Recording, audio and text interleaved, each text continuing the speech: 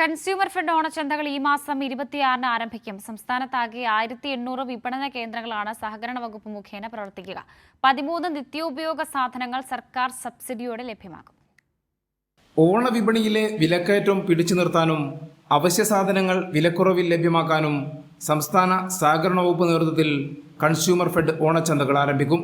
ജയ, കുറുവ, മട്ട അരി, പച്ചരി, പഞ്ചസാര, ഉഴുന്ന്, ചെറുപയർ, കടല, തുവരപ്പരിപ്പ്, വൻപയർ, മുളക്, മല്ലി, വെളിച്ചെണ്ണ എന്നിങ്ങനെ 13 ഇനം സർക്കാർ സബ്സിഡിയോടെ 30 മുതൽ 50% വരെ വിലക്കുറവിൽ ലഭ്യമാകും.